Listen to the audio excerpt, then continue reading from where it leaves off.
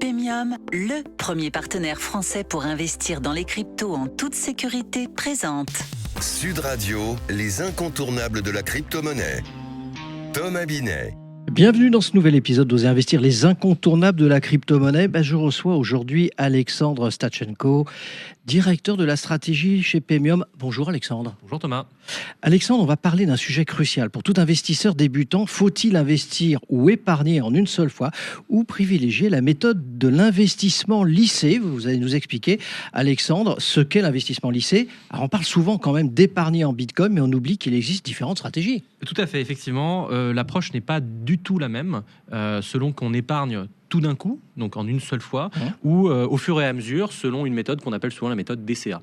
Alors, avant de rentrer dans le détail, on va d'abord essayer d'expliquer ce qu'est la méthode dite DCA, comme vous l'avez expliqué. Tout à fait. Alors DCA, c'est l'abréviation anglaise de Dollar Cost Averaging. On peut le traduire par investissement à coût moyen. Donc en pratique, ça veut dire qu'on investit une somme fixe à intervalles réguliers, peu importe le prix de l'actif au moment de l'achat. Donc par exemple, vous décidez d'acheter, par exemple, évidemment, 50 € de Bitcoin chaque mois, quoi qu'il arrive, indépendamment de son prix. Mais alors, en quoi ça diffère, Alexandre, d'un investissement en une seule fois?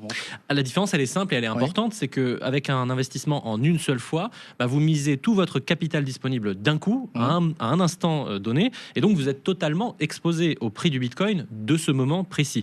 Avec le DCA, au contraire, ce qu'on fait, c'est qu'on étale son investissement dans le temps, et donc ça permet de lisser en fait les variations du prix. Alors, concrètement, Alexandre, pourquoi est-ce que la méthode dite DCA donc, peut être particulièrement intéressante pour un débutant?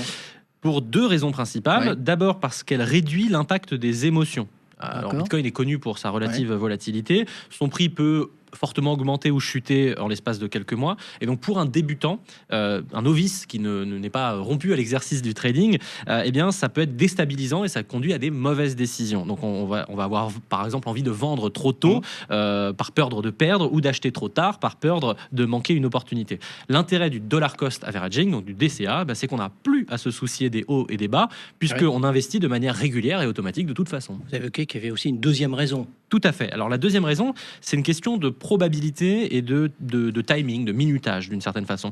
Investir en une seule fois, ça demande de prédire le moment idéal pour entrer sur le marché. Et ça, c'est extrêmement difficile, y compris pour des experts. Avec le DCA, l'investissement lissé, vous évitez ce problème. Vous investissez régulièrement et donc vous achetez à la fois pendant les hausses et pendant les baisses. Et donc ça vous permet de profiter d'un prix moyen plus avantageux sur le long terme, surtout si le prix du Bitcoin, évidemment, c'est ce qu'on espère quand on fait un investissement de cette nature-là, et bien si le prix a tendance à augmenter avec le temps. Alors arrêtons-nous un instant dans votre propos. Donc si je comprends bien, Alexandre, la méthode dite DCA est moins risquée pour les débutants car elle évite de parier sur un seul instant qui pourrait être un mauvais timing, c'est bien ça? Exactement.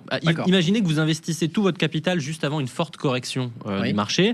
En tant que débutant, ça peut être très décourageant. Et en fait, ça peut vous faire perdre confiance carrément dans l'actif. Alors qu'avec le DCA, cette correction, elle devient une opportunité. Vous continuez à investir pendant que les prix sont bas.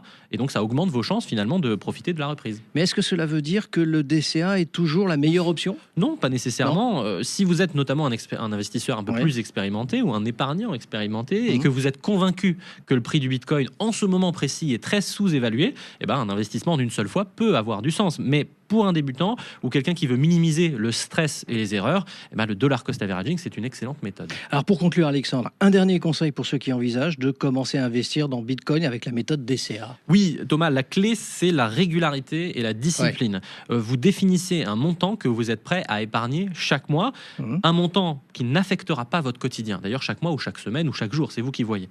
Une fois que c'est fait, vous laissez le temps faire son œuvre. Bitcoin, c'est un actif qui est jeune et prometteur, mais il faut voir cela comme de l'épargne à long terme. Et puis, surtout, avec le DCA, ce que vous achetez, c'est de la sérénité et donc une bonne santé. Merci Alexandre pour toutes ces explications très claires. On vous retrouve mercredi prochain pour un autre numéro d'Oser Investir, les incontournables de la crypto-monnaie. Et pour ce qui me concerne, rendez-vous dimanche matin dès 9h30 sur Sud Radio. Sud Radio, les incontournables de la crypto-monnaie.